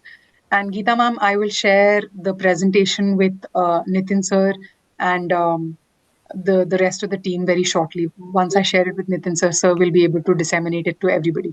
Thank you so Thank much for having me on. I'm very grateful. you. Thank you, Rakshita ma'am. Thank you, sir. Thank you. Participants, today's third session we will conduct in next 3 days as per the time availability. So today's session is over. So thank you very much all for patiently listening, and feedback is shared on your WhatsApp group. You can fill that, and you can leave the meeting.